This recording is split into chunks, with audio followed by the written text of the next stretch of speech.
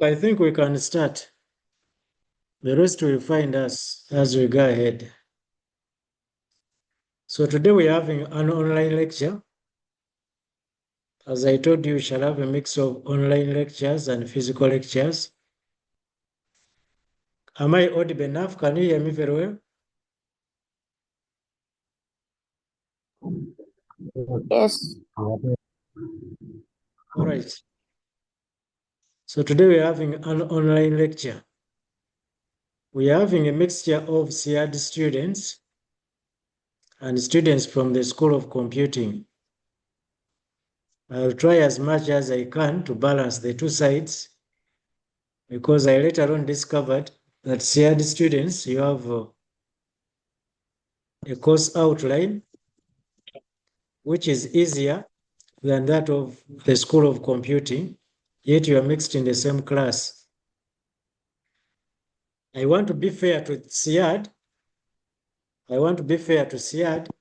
At the same time, I don't want to be unjust to the IT students, because for them, information technology is basically their core course. So we shall not be biased to them. They have to get what the dose they require to get. However, the CAD students, you are going to attend the same class, because what we are learning here is also important for you. But the separation will be, the difference will be in the exam setting. CAD students, I'm also going to give you a handout, which is more simpler compared to the one I gave before. However, it will be of advantage to you if you also go through the other one, because information technology is for everybody. It's not only for the IT students, but it's for everybody. So today, we are going to look at, let me share my screen.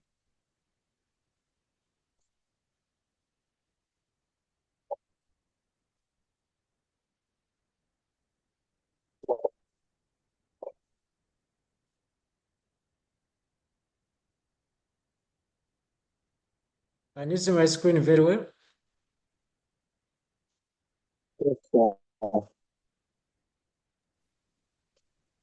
Yes? Yes, sir.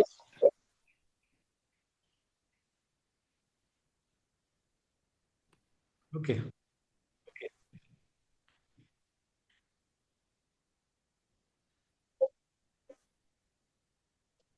So today, we are going to look, the other time, we introduced ourselves to computers.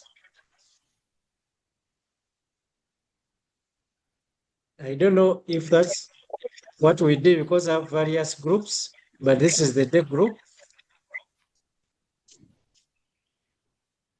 We had introduction to computers, right? And we looked at a processing system. We looked at what is a computer. Then we looked at a processing system, which is input, processing, and output. Is that what we saw? So, yes?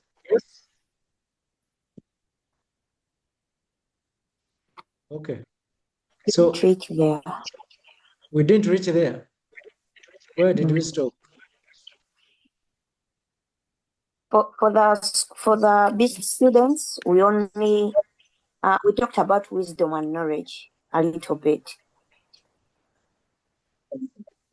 So which means the entire class. Sorry?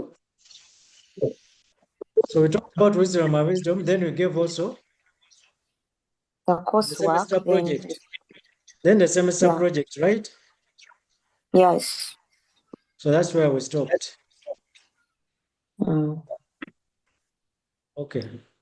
So today, let's begin with chapter 1. And that is, what is a computer?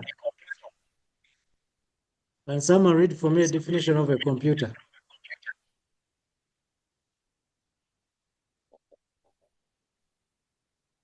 Can you see my screen?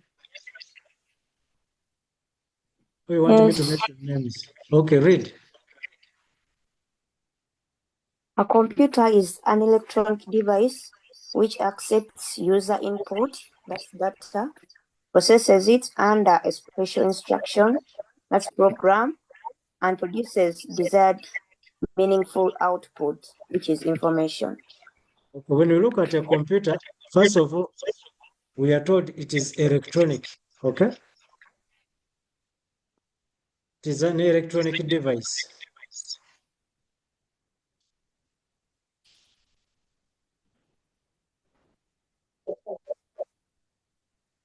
Okay? It's electronic. Yes. At the same time, it accepts user input. So our interest is there on user input. I'm trying to mute people and people are unmuting themselves and they are causing echoes. So just make sure your mic is muted, okay? Only when you have to say something, that's when you unmute. And you say something, then after you mute back. Otherwise, we are having a lot of echoes. Okay, so it accepts user input and we refer to user input as data. Now, when we talk of data, we simply mean the raw facts that have been entered into the computer. At that time, what you enter into the computer has no meaning. And basically, sometimes we may use a keyboard, you can use a microphone, you can use a scanner. There are so many input devices that you can use to enter data into the computer.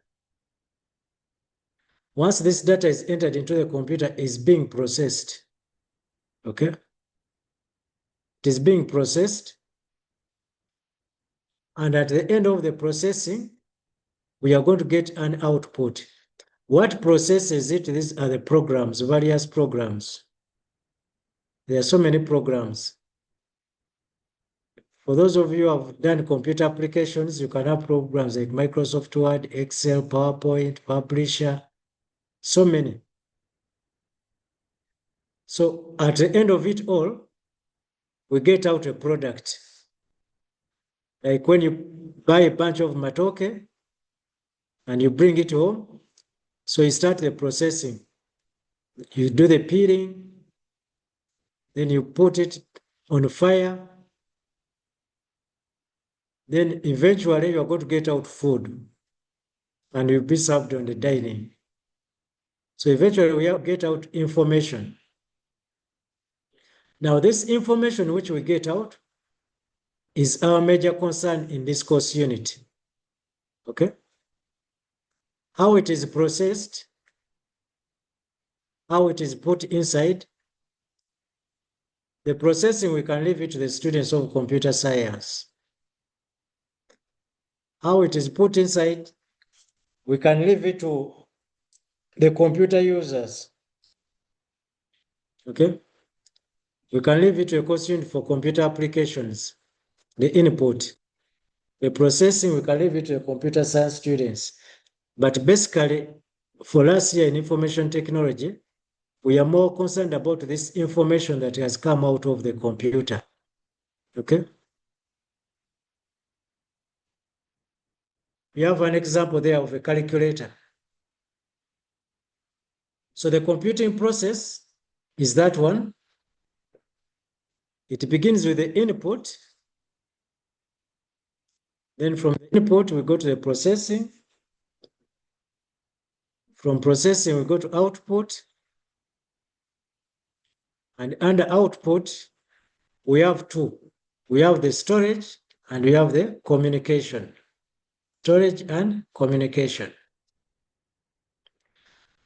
So this information that has been put out, it can be stored on a computer, can be stored on a flash disk. It can also be stored in the cloud, as we shall see as we go ahead. It can be stored in the cloud or on the internet. Okay. At the same time, it can be communicated out. Like you may have a microphone and it projects. Even now, right now I'm online, and you people can be able to hear me loud. However, it can be double. It can be stored and can be communicated. Like right now, I'm on the internet. As we are taking this lecture, it is being recorded for future use. It is being recorded. So it is going to be stored in the cloud for future use. At the same time, communication is taking place. Okay? So what we have seen comes into what we call the computer system. So the computer system is going to the input, the processing, and the output. Okay. Can someone unmute and read for us what a computer system is? Anyone to unmute and read for us what a computer system is? A computer system is a set of elements working together for a common goal. Okay, you can stop there. You see, it is a set of elements working together. Now, what are these elements? So the elements are the keyboard, the mouse, the system unit. Of course, the system unit has a lot of things inside. It has the hard disk, it has RAM, it has a motherboard, it has a power supply, it has a CPU, okay? It has a monitor. But apart from these hardwares which we have talked about, it also has software, okay? Hardwares don't work in isolation. They work with software. And now hardware plus software also is not enough. Hardware plus software is not enough. It requires you, the user, you, the computer user. So the computer user, the hardware, the software, when you bring this together, they form what we call a computer system. I can give you an example of a car. You cannot have a tire and you say you have a car. If you have only the tires, you cannot say you have a car. You cannot only have an engine and you say you have a car. Okay? So you need the tires, you need the engine, you need the brakes, you need the body. So all these, when they come together, they form what you call a car, and that is a system of a car. And also you, the driver now, to give the car a meaning, to achieve a common goal. So the common goal for the car is to move you from one place to another, okay? But you cannot move from one place to another when you have only the engine. You cannot move from one place to another when you have only the tires. You cannot move from one place to another when you have only the brake pedals. So everything, when it comes together, it forms a system. And these things are working together to achieve a common goal. To achieve a common goal, okay? So failure of one of the system components may imply failure for the whole system. One of the components, can a car move when you have a flat tire? The moment you have a flat tire, the car cannot move. If the engine has a problem, the car cannot move. Okay? So even in our computing system, I'm seeing some people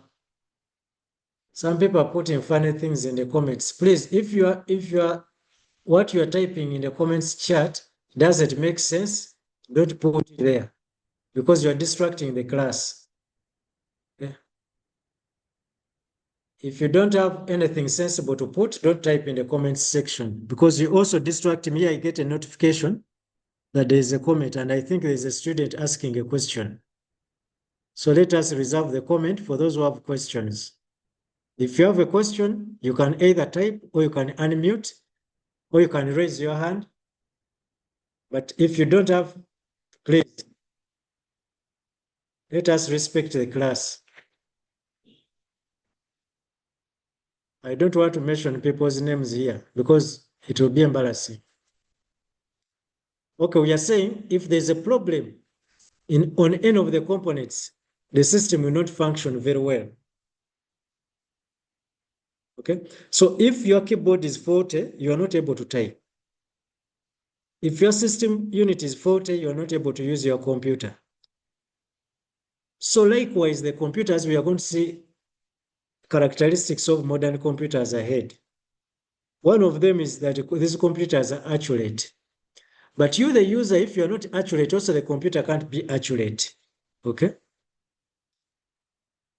So if the user also you have a problem, it means the information or the output we are going to get out of this computer, also it is going to have a problem. So computer system basically consists of hardware, software, and humanware. Computer system basically consists of hardware, software, and humanware. Those who don't have this handout, you can make notes, but these handouts are available. So other components are data and communication. Data and communication. So when we say a computer system, this refers to a collection of internal and external components. As we have talked of the internal components, those which are found inside the system unit, and also the external components. We talk of the software and hardware. So these collectively, they work together to do the processing, and then eventually we get out what we call information. Okay, let's look at characteristics of a modern computer. Characteristics of a modern computer. The first characteristic is speed. So you said most of the computers are fast. And I'm sure many of you, when you sit onto a laptop and it is slow, you even want to kick it. You want to throw it away. If you're on a computer and it's slow, you even insult it, okay? Because we need speedy computers. They are automatic. They are automated, okay? In their way of doing things. At the same time, they are accurate.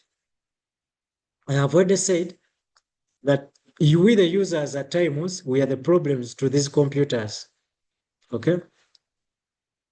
Normally, people call me because I'm a technician, and someone says, I think this computer has a problem, and they are very angry.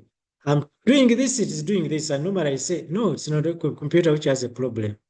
It is you who has a problem. And some people feel as if they're insulted, but that is it. Because with a computer, there's what we call garbage in, garbage out. Garbage in, garbage out. So if you enter garbage into the computer, definitely it's going to give you out garbage. Okay? So computers in nature, they are accurate. They have been programmed to be accurate. But we, the users, at times we are the problem. So as you use the computer, be careful of what you enter into it. Computers are also versatile, meaning they can do various tasks at the same time. You can play music on your laptop, at the same time, you are typing. Those of you from SIAD, you are going to be doing graphics with the computers. It doesn't stop you from playing music in the background as you do your designing, as you do your graphics. Okay? Like right now, I'm using my laptop to lecture, but at the same time, it is recording. At the same time, it is recording. So computers are versatile. They are diligent machines. This means computers can do work without getting tired, not like we human beings. A human being, we have a limit. That's why we say we work 8 hours. When you go to the bank, they will tell you We open at 8:30 and we close at 5.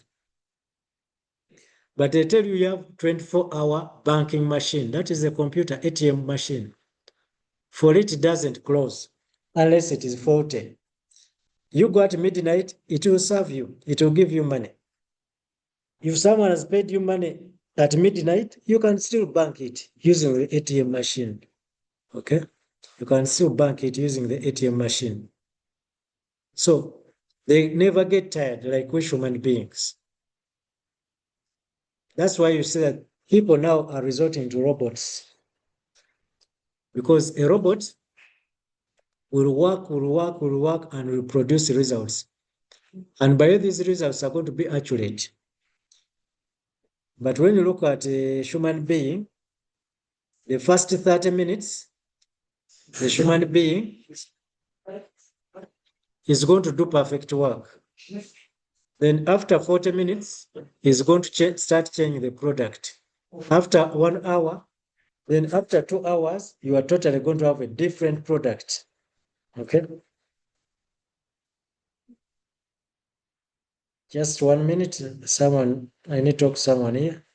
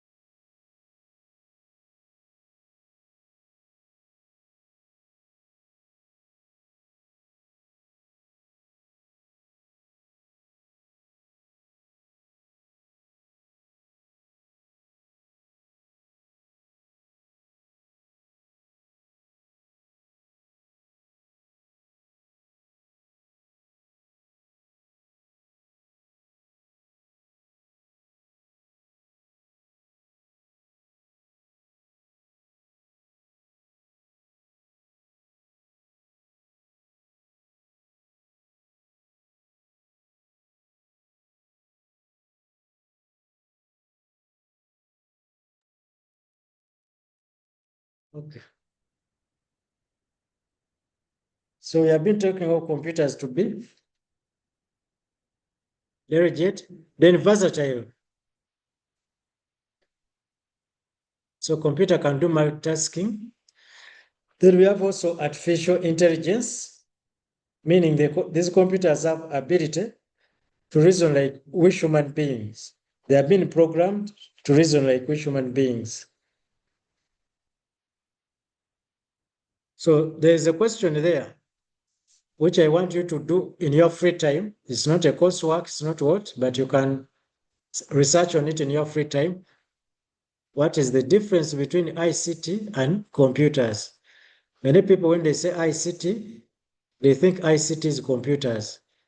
Are they the same? Are they different? So you should get a difference between the two. You never know. You have some revision questions there to guide you. Explain the concept of garbage in, garbage out, and how it affects computer accuracy. So you have revision questions there to guide you in your revising. All right. Then we have history of these computers. Computers have come a long way, the way all of us have history. Okay, computers have had a long way. Each one of us has a history. So computers have started from like 3000 BC. Remember things like the abacus, which we studied in our primary schools. That's where the computer started. Then we went to the mechanical era. That is the 19th century, which is characterized by that guy, Charles Babbage, with his analytical engine. And Charles Babbage is said to be the father of modern computing. Okay? If you are to look for a father of modern computing, is Charles Babbage. This guy changed a lot in the way computers operate. And he leads us to what we call the electromagnetic computers or electronic computers. So today we still define a computer as an electronic device. So it goes back to this guy. So that's by around the 20th century. So computers became more complex. Okay. So from that time, the electronic computers, when they started, so around 1940s, we had the first generation computers, which were using the vacuum tubes. Then we went to the second generation computers.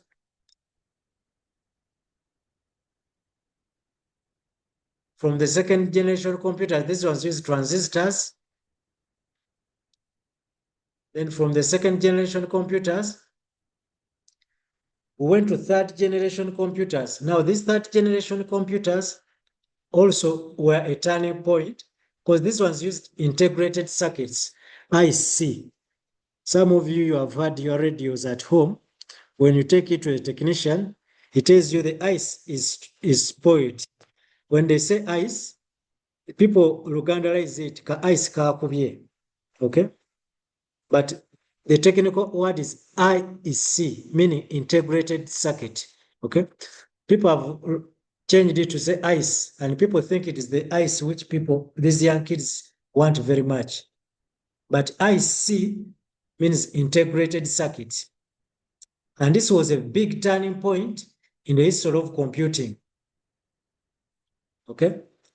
So these integrated circuits gave birth to what we call microchips or microprocessors, and that is the fourth generation computers. And this started around 1970 to present. So mark this, 1970 to present. Today you'll go to town and people are going to tell you, buy this laptop. This is a 12th generation machine. This is a 12th generation laptop. People, let us correct this in this class. We don't have 12th generation computers. We don't have 8th generation computers. We don't have 13th, 14th generation computers. Okay? So computers stopped at the 4th generation. I'm going to explain this. However, we have started to enter the 5th generation of computers, and that is artificial intelligence. Okay. So the 4th generation computers, they use what we call microchips. They use what we call microchips. And Intel produced the first microprocessor. That guy, Intel, he called it by his name, Intel processor. That is the first microprocessor. Later on, Intel got competitors because they had become expensive, and got competitors, and these competitors are advanced micro devices, that is AMD. Some of you have gone to buy machines, and they have told you this machine is an AMD machine. This machine is Intel. So AMD comes up with cheaper processors, and because it comes up with cheaper processors, Intel also makes a counter processor to fit the AMD processor, which is cheaper. So Intel comes up with Intel Celeron processor. So today we have basically two manufacturers of processors. We have the Intel and AMD. Intel is producing the core, that is Intel Core. You have seen Core i3, Core i5, Core i7. But also Intel is producing a Celeron, which is fighting the AMD processor. Now, you can think of Coca-Cola and Reham Cola, okay? Now, AMD could be the Reham Cola and Intel the Coca-Cola, okay?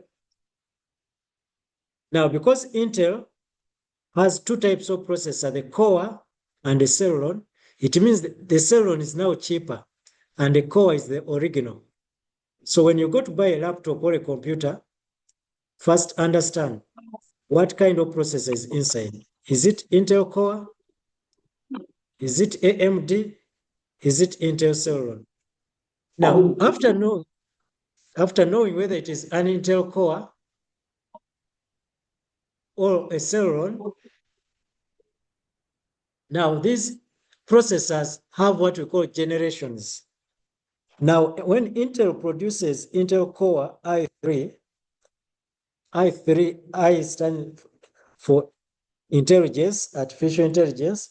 So when Intel produces Intel Core i3, he produces the first generation of that Intel Core i3. Then eventually Intel makes an update of this core, and he makes a second generation of the Intel Core i3. Then eventually he makes another. So this is where you see these generations now coming in. When they tell you this is a 12th gen machine, they are not referring in terms of computers, but they are referring in terms of the core, in terms of the processor. Okay. So I may have a laptop, which is Intel Core i3, second generation. That means the generation of the core, the processor. But another one may have a laptop, which is Intel Core i3, 12th generation. But the computers in the computing world, we stop at 4th generation because we are still using microprocessors. Okay. But the 5th generation is where we are going to go away from using microprocessors. So today computers use artificial intelligence, cloud computing. We shall learn about cloud computing. We shall learn about artificial intelligence later in the course, and quantum computing. All these are terms which you should understand. The challenge with information technology is technical. Most of these terms you'll find them in an exam somewhere. Define quantum computing. What is cloud computing? What is artificial intelligence? Those terms usually come into the exam. So we shall break them down as the course goes ahead. So the rise of the Internet of Things, we shall see what Internet of Things is, has connected every device to the internet, creating smart homes, smart cities, and advanced automated systems. So again, you have revision questions there. Take care of you. You have revision questions. Then uses of computers, I'm not going to go into those ones. You can study them on your own. Computers are used in education, business, healthcare, communication, entertainment, scientific research. Those ones are readable things. Government.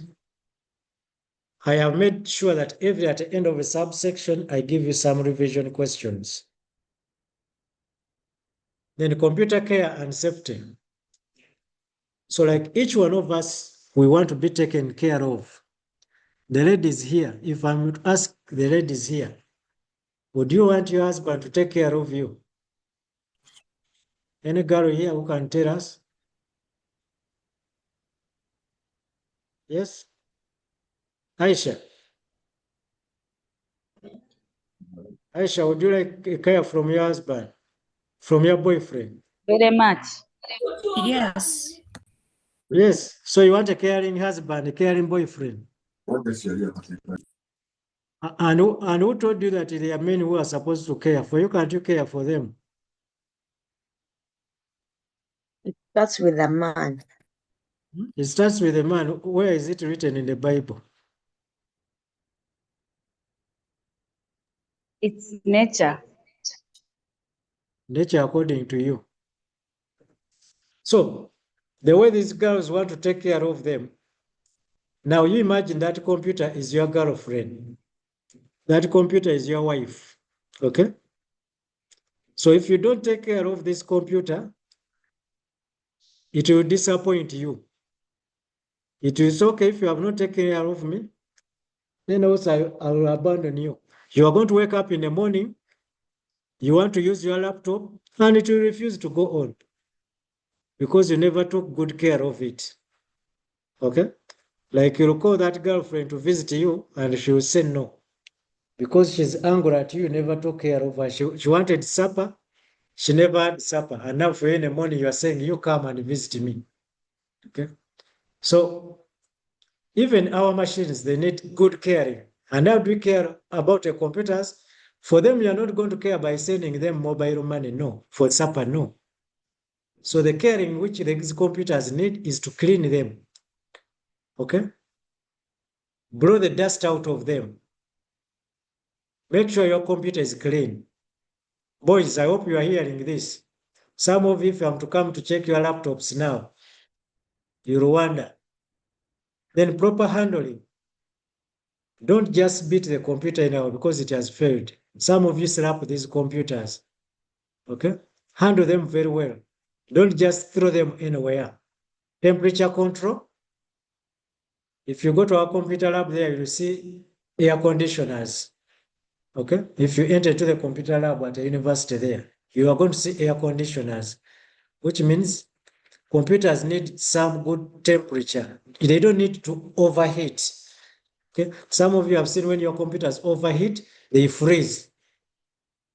So they have to be in a controlled temperature. Then power protection. You know, electricity is a problem to these computers. Then software safety. We shall come back to talk about antivirus, but we need antivirus protection. We need regular updates. Some of you say, those updates eat data, so you switch them off. No, these updates are good. Allow them to take place, okay? Don't just switch them off and you say, updates eat my data. Let me put them off. Then password management. So always use strong passwords. When we come to security, we shall talk about the passwords. Back up your data, okay? If someone stole your laptop tomorrow, is your data safe? So always back up your data. When we come to cloud computing, we shall say we can back up data over the cloud, over the internet. Okay. So students of CR, that's why I said you also need these things. Although they are more of the IT people, don't say no, that is for the IT people. Now, backing up data is not for the IT person. Even you, the shared student, you are going to create data, you are going to create content, you are going to create that graphics on your laptop, okay? If a thief comes and steals it, it means when you buy a new laptop, you are going to go back to square zero. But if you backed up that graphics, it means you are going to continue from where you ended. So that's why we all need these things. Don't say those things are for the IT people. Everybody needs them. Then safe internet practices. When you are on the internet, you make sure the sites which you visit have HTTPS, meaning Hypertext Transfer Protocol secure. If you don't see this S, avoid that website. You are going to see that these scammers, most of the links which they send you, they are HTTP. These things are, when you click here, you get a green card. President Museveni is celebrating 40 years of power, is giving out free data, is giving out free money. When you click on this link, you are going to get your package. Okay? So when you look at those are scammers. MTN is giving out free data. When you look at those links, they end at HTTP. The S is always not there. So avoid such links. Firewall and security settings. We shall deal all with this if time allows. When we come to security, I will deal with those things. Then physically, how do we protect our computers? Physical security, lock them up in the room, okay? Like you see our computer lab there, we normally lock the lab. We also put padlocks on our computers because we know the students who come into the computer lab, not all of them are good students. Some just come to steal. So we normally put padlocks onto our computers to avoid such. We have also what we call digital security, like you can use the CCTV cameras, you can use the two-factor authentication. We shall see those things when we come to security. We also have lab rules. Now, when we say computer lab rules, these lab rules are not basically only for computers in the lab, but these computer lab rules also apply on your laptop. that laptop you are having in your room there.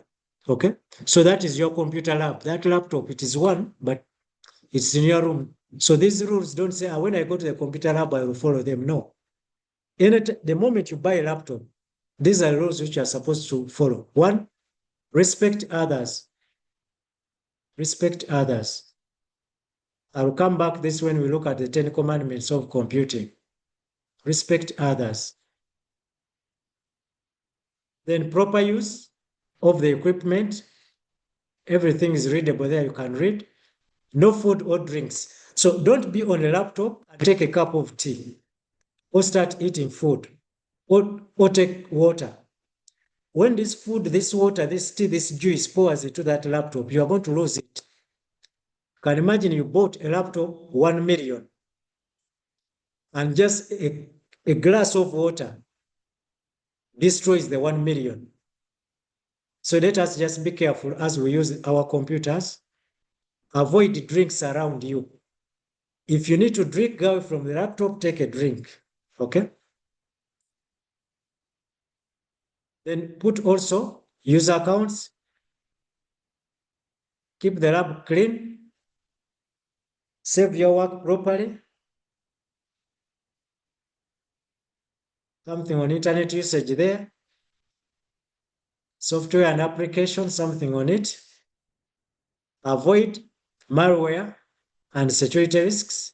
Those flash which you put into your laptop, be very careful. You are going to see some organizations even don't accept flash disks. So be very careful. The flash which you get from one computer and you're bringing it to your computer, first make sure it is clean. Otherwise, it might destroy your work, your content. So no unauthorized use, or some of this we shall come back to them when we come to the commandments of computing. Follow the lab supervisor's instruction. Now, in this case, if someone borrows your laptop and says, my laptop, don't do ABCD with it. Please follow what he has told you or what she has told you. Some of you people are going to borrow you their laptops and you bring them when you have spoiled them. If someone says, don't close my laptop before you shut it down, don't just say, this one does it, this one is amateur in technology, and you just close. Okay? You do what the person has told you. That is his laptop. Okay? Again, we have revision questions there. We have revision questions. Now, there's a case scenario there. If you look at my exams, they are full of case scenarios, and students fear these case scenarios. But me, I love the case scenarios because they help you to understand more. So in your free time, read through that case scenario. You can even discuss it in groups. There are some people who are writing on my screen drawing lines. I don't know why you are drawing them. Whoever is doing it, please stop. Not to draw the lines. Then we have the ethics and integrity in computer use. Ethics and integrity. So as we are using computers, we must be ethical. We must know what is good and we must know what is bad. I have shared with you a flyer. Tomorrow I will be online at 6 p.m. You can attend that flyer. I'll be online. I'll talk more about this, especially the youth. Many people are misusing technology today. People are misusing computers today. So tomorrow I'll be online. I'll be talking to the youth all over the world. It is an international conference. It will be on UCTV, hosted by UCTV at 6 p.m. But at the same time, it will be on Zoom. If you can't access the UCTV, you can go to Zoom. The Zoom link is there and the passcode is there. So you can attend on Zoom. Tomorrow at 6 p.m., we shall be talking about these things. So ethics and integrity, these are readable things you can read. Promoting ethical behavior, okay? In ICT. As much as I'm scrolling through these things doesn't mean I'm not setting them in an exam, okay? So we have the 10 commandments of computing. 10 commandments of computing. I'll begin here next time with the 10 commandments of computing, but you can go through them. I'll begin there and I explain one by one. Explain one by one. I have to give them a good lecture because many people are in prison because they don't know these commandments. They don't know these rules. And usually in my exam, there's a number on these commandments. It's rare that you miss a number on these commandments. So it's good practice to know them one by one and what they mean. Not just a matter of stating them, but what they mean. They are all over the internet. They are all over the internet. If you go to Google and put the 10 commandments of computing, not 10 commandments of God, but 10 commandments of computing, they will be well explained there. Again, you have revision questions there.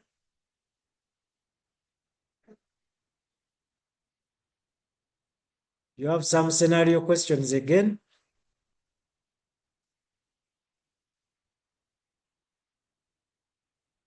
The computer system, I have already explained it. You can just read about it. I've already explained it. Computer system. That one I've already explained. Now, chapter 2 is for computer hardware. These ones are readable things. I'm not going to teach them in class. You have the notes, you can read them, but doesn't stop me from setting them. Computer hardware. That is chapter 2. Then chapter 3 is computer software. That one, I will deal with it briefly in the next lecture. I will deal with the computer software briefly.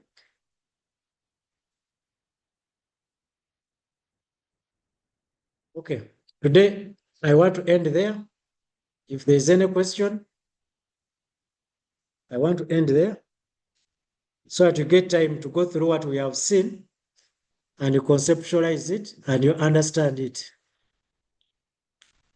Any question? I have recorded this lecture and it's going to be available on my YouTube channel.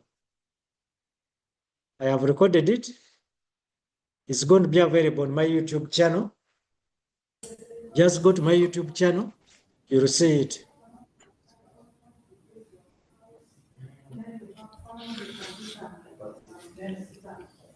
And the notes as well? The notes, I told you where these notes are found. They are found with Mr. Chikoni as you go outside of the law school gate. There's a shop there, it's called Chikoni. You can get them. Also, you can get them on the e-learning platform of Nkumba University. These notes are there. You can also go to my YouTube channel. You'll find them there. If you go to YouTube, you put my names, Richard Kauma, the notes will be there. Just go to YouTube, put there Richard Kauma. This lecture will be there. Okay. Okay. And Any the other? ones for SIAD. The ones for SIAD, I'm going to post in your SIAD group. Yeah, SIAD, I told you to form your own group. So I'll post the notes there. Said Any other question? So did you find out the course unit of the SIADs? Yes, that's what I, maybe you have come late. That's what I started with. That's what I started with, and I said the course outline for SIAD is different from the course outline from the School of Computing. And that's why I'm saying I have another handout for SIAD, which I will post.